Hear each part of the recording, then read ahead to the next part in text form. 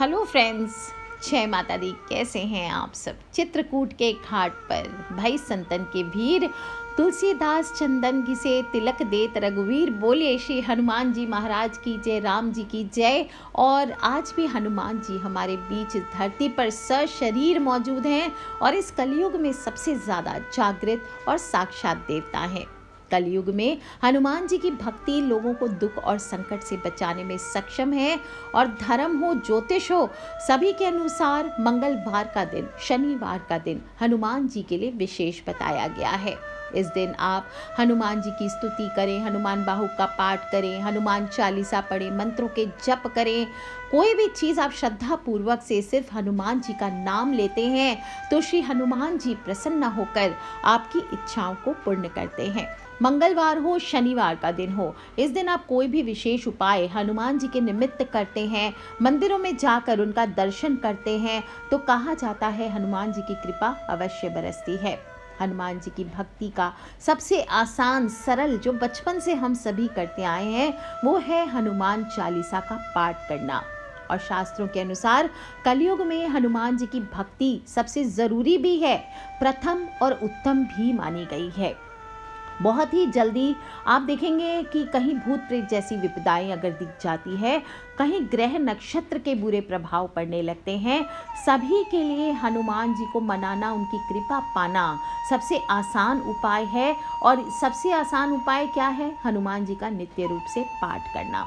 वैसे तो हनुमान चालीसा हर हिंदू धर्म के लगभग सभी श्रद्धालु हर रोज़ करते हैं और मैंने तो ये सारे दूसरे धर्म के लोगों को भी देखा है कि वो हनुमान चालीसा का रेगुलर पाठ करते हैं। और सुविधा अनुसार मंगलवार, शनिवार या प्रत्येक दिन जो आपकी इच्छा हो उस दिन आपको पाठ करना चाहिए। कई लोग अक्सर ये भी बोलते हैं कि हम सालों से हनुमान चालीसा पढ़ते हैं, हमने इतनी साधना करी, हमने 108 हनुमान चालीसा पढ़ा, लेकिन हमें कोई फ़र्क नहीं पड़ा, हम हार गए हैं। तो आज मैं आपको बताऊंगी ऐसी आसान सी विधि, सटीक विधि, क्योंकि देखिए देवी देवता बुरा नहीं मानते हैं, पर उनको प्रसन्न करने के लिए, जैसे आपका बच्चा, मदर्स डे मनाने की कोई ज़रूरत नहीं है या मातृ दिवस मनाने की कोई ज़रूरत नहीं, पर अगर बच्चा आपको आपके मातृ दिवस पर या विशेष दिन एक पुष्प भी ला करके दे देता है तो आपको वो अच्छा लगता है। इसी तरह से हमारे जो देवी देवता हैं, हमको विशेष रूप से हम अगर उनके पसंदीदा पुष्प आदि उनको अर्पित करते हो, गंध आदि अर्पित करते तो वो बहुत प्रसन्न होते हैं, पूर्ण आशीर्वाद देते, बहुत जल्दी आपके जीवन पे आपको शुभता दिखाई देने लगती है। हनुमान चालीसा कैसे सिद्ध करना है, कैसे हनुमान जी को उसके द्वारा प्रसन्न करना है, किस प्रकार से, किस विधि से करना चाहिए, तो कैसे पढ़ना चाहिए कि आपकी सभी मनोकामना आसानी से पूर्ण होए। सबसे आसान तरीका होता है 7 दिन तक हर रोज 7 बार उगते हुए सूर्य को देख करके भगवान राम जी के सामने बैठ जाइए और श्री हनुमान चालीसा का पाठ कीजिए। आप देखेंगे कुछ ही दिनों में, एक दो तो नहीं, बहुत सारी मनोकामनाएं आपकी पूर्ण हो जाती है। और सुबह का समय अगर ना मिले तो आप रात्रि के 9 साढ़े 9 बजे के बाद भी ये उपाय कर सकते हैं। रोज समय ना मिले तो कम से कम 7 मंगलवार आप ये उपाय कर सकते हैं। ध्यान रहे रात्रि 9:30 बजे के बाद आपको ये साधना करनी चाहिए। पूरी 21 दिन की साधना होती है और सबसे पहले आपको इस साधना के लिए मन बनाना चाहिए। जो स्त्रियां भी कर सकती है इस साधना को, काफ़ी सारी लड़कियां, स्त्रियां पूछती है क्या हम भी करें, हम भी करें। किसी ने उनको ये कह दिया होता है कि हनुमान जी की साधना लड़कियां नहीं करती, ऐसा बिल्कुल भी नहीं है। हनुमान जी की साधना चाहे पुरुष हो स्त्री हो, आत्मा का कोई लिंग नहीं होता। लिंग भेद को छोड़ करके आपको हनुमान जी की साधना करनी चाहिए। सभी सामग्री एक जगह इकट्ठी कर लीजिए। हनुमान जी की मूर्ति हो, प्रतिमा हो, फोटो हो, या हनुमान जी का यंत्र भी, सिद्ध यंत्र आपको 1.25 लाख जप करके, या मंगल यंत्र 40,000 जप करके, या मंगल, अगर आपको हनुमान जी का यंत्र भी 40,000 जप से सिद्ध करके मिले तो आप वो ले सकते हैं। गूगल की धूप लीजिए, चमेली या शुद्ध घी लीजिए दीपक जलाने के लिए, रुई की बाती ले लीजिए, आंकड़े का फूल या गुलाब का पुष्प जो भी आपको अवेलेबल हो, गुड़ हो, और 108 चना या 108 रेवड़ियाँ। ये प्रत्येक दिन की 21 दिन की आपको अलग अलग पुड़िया बना के रख लेनी चाहिए। 2 लौंग आपको हर दिन जलाना है, वो आप रख लें। एक चुटकी ऑरेंज वाला सिंदूर और थोड़ा सा केवड़े का इत्र हो तो केवड़े का इत्र, एक पान आप रोज चढ़ा सकते हैं, अगर सुविधा हो तो पान आप रख लीजिए। अब आपको 108 जो भुने हुए चने हैं या तिल हैं, इसकी रेवड़ियाँ, ये आप अलग अलग दिन, हर दिन प्रत्येक दिन अलग लगेंगे, तो इसको अलग रख करके रखिए। अब जब आप साधना जिस दिन शुरू करेंगे, और प्रत्येक दिन भी आपको यही नियम रखना है, सबसे पहले आपको स्नान आदि से निवृत्त होकर के लाल, पीले, ऑरेंज इस कलर के सुंदर वस्त्र धारण करने चाहिए, साफ सुथरे धुले हुए वस्त्र धारण करने चाहिए। जिस जगह आप पूजा करेंगे या साधना करेंगे उस जगह की सफाई कर लीजिए। गौमूत्र का छिड़काव कर सकते हैं, गंगा जल का छिड़काव कर सकते हैं। पूरे जो पूजा स्थल है, पूजा का कमरा है, उसमें गंगा जल का छिड़काव करके उसे पवित्र कर लीजिए। उत्तर मुखी होकर के आपको पूजा करनी है, यानी उत्तर में हनुमान जी की फोटो स्थापित करनी है और उस तरफ मुख करके आपको पूजा करनी है। एक चौकी रख लीजिए, उस पर लाल रंग का कपड़ा बिछा सकते हैं, पीला भी बिछा सकते हैं, ऑरेंज भी बिछा सकते हैं। और फिर हनुमान जी की जो भी मूर्ति है, प्रतिमा है या सिद्ध यंत्र है, उसको आपको थोड़े से चावलों पर स्थापित कर लेना है। सकाम इच्छा हो या निष्काम हो, आप किसी भी भाव से साधना कर रहे हैं, दोनों ही कार्यों में दिशा उत्तर रहने वाली है।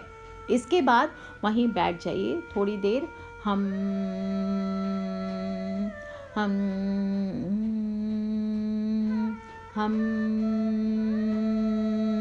हनुमान जी का जो बीज मंत्र है, आपको इसका उच्चारण करना है। इसके बाद अनुलोम विलोम प्राणायाम करें, सभी को आता होगा। पहले अपने अंगूठे से आप दाहिने नोस्ट्रिल को दबा लीजिए और बाएं से सांस लेना है, फिर दाहिने से उसको धीरे धीरे छोड़ना है, फिर दाहिने से सांस लेना है, धीरे धीरे बाएं नोस्ट्रिल से आपको छोड़ना चाहिए। ये करने के बाद थोड़ा सा हाथ में जल ले लीजिए और संकल्प करें, अपनी मनोकामना बोलें। अगर कोई विशेष इच्छा के लिए साधना की जा रही है तो साधक को संकल्प लेना चाहिए, मैं अमुक नाम का साधक, अमुक नाम मतलब आप अपना नाम बोले, जैसे मेरा नाम ब्रजनारी सुमी है तो मैं बोलूँगी मैं ब्रजनारी सुमी साधक अमुक गोत्र, जैसे कश्यप गोत्री हूँ तो मैं बोलूँगी कश्यप गोत्र, अमुक गुरु की शिष्य, तो शिव मेरे गुरु हैं तो बोलूँगी शिव की शिष्य होकर यह साधना अमुक कार्य, अमुक में आप कोई भी कार्य, जैसे मैं विश्व कल्याण हेतु अगर कर रही हूँ तो मैं बोलूँगी विश्व कल्याण हेतु मैं यह संकल्प कर रही हूँ, मुझे इसमें सफलता प्रदान करें, शक्ति प्रदान करें, आशीर्वाद प्रदान करें, ताकि मैं इस साधना को संपन्न कर सकूँ। जैसे आप 29 जी का पूजन कर रहे हैं तो ऐसे संकल्प लेंगे, मैं विक्रम संवत 2079 माघ मास के शुक्ल पक्ष की अष्टमी तिथि को भरनी नक्षत्र में भारत देश के उत्तराखंड राज्य के केदार खंड में अपने स्वयं का आश्रम, जैसे मैं आश्रम से बोल रही हूँ, आप अपने घर का नाम ले सकते हैं, मैं श्री हनुमान चालीसा सिद्धि साधना कर रही हूँ या कर रहा हूँ, और इस तरह से संकल्प लेकर जल को वहीं छोड़ देना है। अब जो स्त्रियां भी इस साधना को बिल्कुल कर सकती है, बताया मैंने, पीरियड्स का ध्यान करके शुरू करें, ऐसा नहीं कि फिर बीच बीच में आप बैठ जाएंगे। अगर आपको प्रॉब्लम होती है 21 दिन के पहले भी तो 7 दिन की साधना 3 बार करें। अब अपने जो भी आपने वस्त्र वगैरह धारण किया है, साधना स्थल की सफाई करके सामने बाजोट पर चित्र वगैरह स्थापित कर लिया, और सबसे पहले अब उसके पास में आपको चौकी के दाहिने साइड में गणेश जी की एक सुपारी रखनी है, गणपति देव का विग्रह या मूर्ति स्थापित करनी चाहिए। धूप दीप अगरबत्ती से गणपति देव का ओम गण गणपति नमः, ओम वक्रतुंडाय हुम, ओम वक्रतुंडाय हुम, इस प्रकार से बोलते हुए आपको उनका पूजन करना चाहिए। हो सके तो एक माला का जप कर लीजिए और गणपति देव जी से प्रार्थना करें कि मेरी साधना निर्विघ्न रूप से पूर्ण हो जाए और सफलता मिले मुझे। फिर अपने गुरु का पूजन करिए, गुरु की फोटो है तो वो रख सकते हैं चौकी पर, और नहीं तो एक सुपारी को गुरु का भाव करके आप पूजन शुरू करें। जिनके गुरु नहीं हैं वो मुझे गुरु मान सकते हैं, अगर इस साधना को कर रहे हैं तो मैं आपको आज्ञा देती हूँ। और सफलता के लिए अपने गुरु से प्रार्थना करें कि निर्विघ्न रूप से ये साधना आपकी सफल हो जाए। इसके बाद आप हनुमान जी का पूजन करें। हनुमान जी को ऑरेंज वाले सिंदूर से तिलक किया जाता है, चंदन चढ़ा सकते हैं, धूप दीप अर्पित करें। भोग में आप गुड़, उबले हुए या भुने हुए चने आदि या कोई भी मिठाई, इमरती हो, पान हो, ये सभी चीज़ें अर्पित करें। केला है, अमरूद है, आम है, सेब है, आप ये फल भी अर्पित कर सकते हैं। हनुमान जी को हमेशा मीठे फल अर्पित करने चाहिए। इसके बाद दीपक लगाइए। दीपक में रुई की बाती देकर के घी या चमेली के तेल का दीपक जला सकते हैं। जो लोग तांत्रिक पूजा करना चाहते हैं या तंत्र में विश्वास रखते हैं वो लोग लाल कलावे की बाती भी डाल सकते हैं। आंकड़े के पुष्पों से श्रृंगार करें, उनको गुलाब के फूलों की माला पहनाएं। केवड़े का इत्र आपके पास है तो केवड़े का इत्र उनके दाहिने कंधे पर छिड़कना चाहिए। इसके बाद सबसे प्रथम आपको राम रामाय नमः, राम रामाय नमः, राम रामाय नमः इस प्रकार से बोलते हुए राम जी का ध्यान करना चाहिए।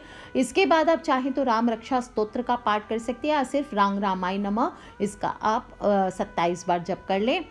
इसके बाद अपनी तीनों नाड़ियाँ यानी ईड़ा, पिंगला और सुषुम्ना, ये जो 3 नाड़ी है इन पर ध्यान लगाते हुए ध्यान करते करते हनुमान जी का ध्यान ऐसे करें, सच्चे दिल से हाथ जोड़कर ध्यान करें। ओम अतुलित बलधामम हेम शैलाभदेहम धनुजवन कृशानु ज्ञानी नामग्रगण्यम सकल गुण निधानम वान रामधीशम रघुपति प्रिय भक्तम वात जातम नमामि। बोलिए श्री हनुमान जी महाराज की जय, बजरंग बली की जय। जो 108 आपने भुने हुए चने रखे थे या तिल की रेवड़ियाँ रखी थी वो हनुमान जी के सामने कटोरी में रख लीजिए और हनुमान चालीसा का पाठ शुरू करें। हनुमान जी की चालीसा पढ़ते जाएं और हर बार एक पाठ पूर्ण होने के बाद एक चना या रेवड़ी हनुमान जी के यंत्र हो, चित्र हो, विग्रह हो या फिर किसी अलग कटोरी में अर्पित करते जाएं। 108 बार पाठ करने पर 108 चने या रेवड़ी समाप्त हो जानी चाहिए और 108 पाठ पूर्ण होने के बाद फिर से आपको हम ये बीज मंत्र का जप करना है, थोड़ी देर उच्चारण करना है और फिर इस जप को हनुमान जी के चरणों में समर्पित कर देना है। ये साधना पूरी 21 दिनों की है, लगातार 21 दिन तक प्रतिदिन ये साधना करनी है। अगर बाय चांस 21 दिन लगातार नहीं कर सकते तो 7 दिन करके 3 बार करनी है या आपको 21 मंगलवार टोटल करनी है, छोड़ना नहीं है। जो रूटीन है वो छोड़ना नहीं है, अगर छूट गई तो फिर से शुरू करना है। और जब 21वां दिन आपका पूरा हो जाए तो 108 पाठ करके चना या तिल की रेवड़ी अंतिम दिन आपको कोई भी सिद्ध मंदिर जो हो हनुमान जी का, जहाँ सुबह शाम पूजा होती हो नियमित रूप से, वहाँ जा कर के आपको हनुमान जी के दर्शन करने चाहिए और चोला चढ़ाना चाहिए। देखिए, चोला चढ़ाना बेहद ही आवश्यक होता है, चोला ज़रूर चढ़ाना चाहिए हनुमान जी को, इससे हनुमान जी प्रसन्न होते हैं। चाहे आपके जीवन में ग्रह दोष चल रहे हो, शनि की 7.5 हो, ढैया हो, दशा हो, अंतरदशा हो, कोई भी हो, हनुमान जी को चोला चढ़ाने से साधक के संकट और रोग दूर हो जाते हैं, जातक दीर्घ आयु होता है। और किसी प्रकार का किसी ने कुछ कर दिया है, किया धरा है, कोई शत्रु है, उसका नाश चाहते हैं तो भी आपको चाहिए कि शत्रु नाश के लिए आपको हनुमान चालीसा का ये उपाय आप कर सकते हैं। चोला कैसे चढ़ाना है? हनुमान जी का ऑरेंज वाला सिंदूर ले लीजिए, साथ में गाय का घी हुआ, चमेली का तेल हुआ, कोई भी एक चीज़ ले सकते हैं।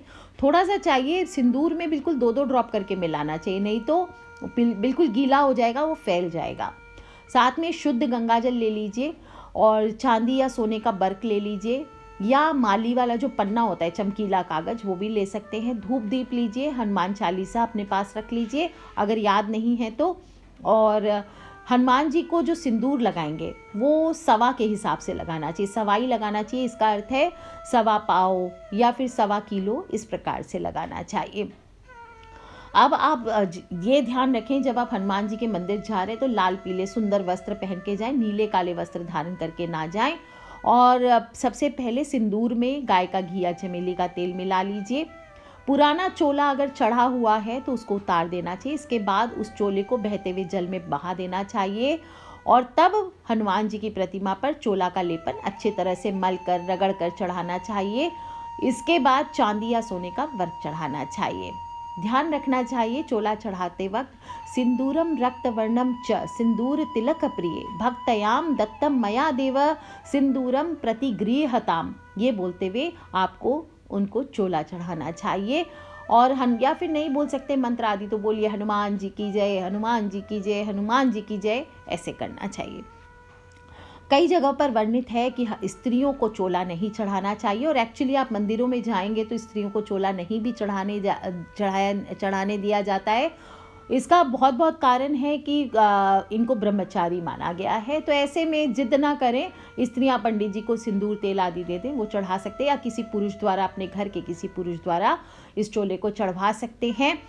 हनुमान जी का ध्यान रखना चाहिए जब चोला चढ़ाया जा रहा है तो जो साधक चोला चढ़ाता है उसकी जो सांस होती है वो हनुमान जी की प्रतिमा पर नहीं लगनी चाहिए। ये बहुत बड़ा दोष होता है। हनुमान जी का चोला हमेशा सृष्टि क्रम में चढ़ाना चाहिए। देखिए, पैरों से जब हम चोला चढ़ाना शुरू करते हैं मस्तक तक, तो इससे देवता सौम्य रखते हैं। हमेशा सृष्टि क्रम में चढ़ाना चाहिए। संहार क्रम होता है, ऊपर मस्तक से शुरू करके चोला पैरों तक चढ़ाना, इससे देवता उग्र हो जाते हैं। इसलिए यदि आपकी कोई विशेष मनोकामना है तो आप उग्र रूप से चढ़ा सकते हैं उग्र क्रम में, यानी मस्तक से नीचे पैर तक चोला चढ़ा सकते हैं। और मनोकामना जब पूर्ण हो जाए तो उसके बाद सौम्य क्रम से, सृष्टि क्रम से आपको यानी पैरों से लेकर ऊपर अवश्य चढ़ानी चाहिए। हनुमान चालीसा, हनुमान जी को चोला चढ़ाने के बाद आपको एक दिया आपको अवश्य जलाना चाहिए और दीपक जला करके फिर आपको वहीं बैठकर जो आपने हनुमान चालीसा पूर्ण की है उसका निवेदन करके एक हनुमान चालीसा का पाठ करना चाहिए। एक बात का ध्यान रखिए, हनुमान चालीसा की साधना का क्रम यही रहेगा 21 दिन या 21 मंगलवार, और प्रतिदिन जो 108 चने या तिल की रेवड़ी आपने प्रभु को अर्पण किए थे वो आपको ही खाना है, किसी और को नहीं देना है। आपकी ये श्री हनुमान चालीसा की साधना सफल हो जाए, इस प्रकार से भगवान हनुमान जी से आप आशीर्वाद मांगे और शांति मन से बिना किसी को बताए, बिना रोक टोक के साधना को पूर्ण करना चाहिए। जो लोग भी प्रसाद की रेवड़ियाँ आदि नहीं खा सकते इतना सारा, तो आप चाहें तो बंदरों को दे सकते हैं, गौ माता को खिला सकते हैं, या कहीं पीपल के नीचे रख सकते हैं या विसर्जित भी कर सकते हैं।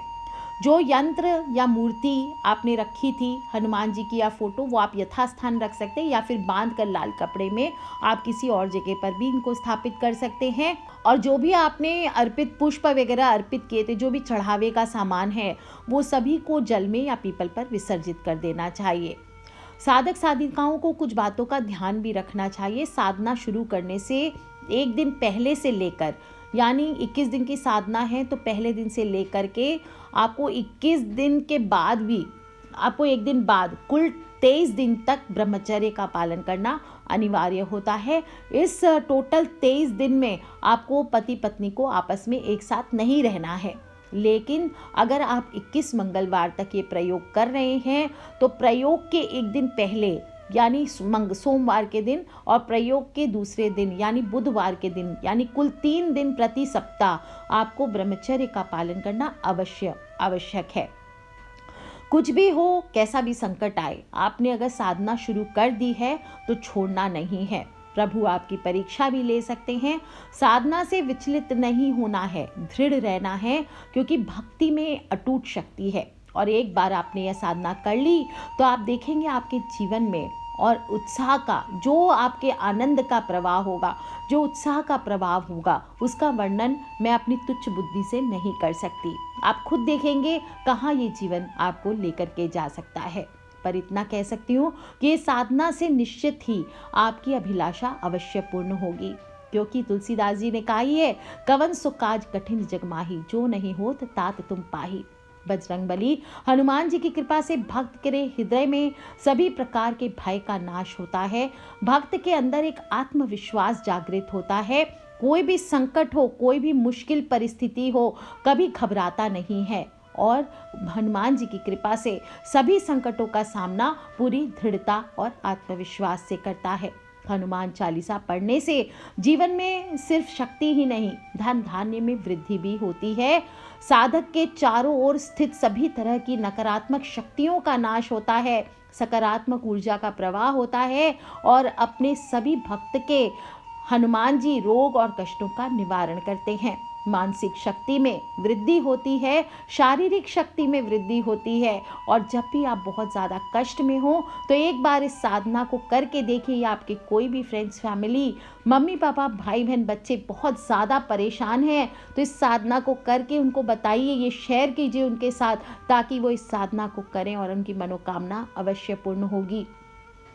इस तरह से हनुमान चालीसा जब सिद्ध हो जाए तो आगे इसका प्रयोग कैसे किया जाता है, चाहे शत्रु नाश के लिए आप प्रयोग करना चाहते हैं, चाहे कोई मनोकामना पूर्ण करने के लिए, चाहे स्टडीज़ के लिए, चाहे करियर के लिए, चाहे शादी विवाह के लिए, किसी भी तरह से हनुमान चालीसा का सिद्ध होने के बाद प्रयोग कैसे किया जाता है, ये आने वाले वीडियो में बताऊंगी। आज के लिए इतना ही दोस्तों। खिलखिलाते रहे, मुस्कुराते रहे। तो कर लीजिए उपाय दोस्तों, और अपने फ्रेंड्स, फैमिली, मम्मी पापा, भाई बहन, बच्चे सभी लोगों से इसे शेयर अवश्य कर ले, क्योंकि हमें नहीं पता कौन सा उपाय कब किसकी लाइफ बदल दे। Love you all friends, take care. जय माता दी, बम बम भोलेनाथ की जय, बजरंगबली की।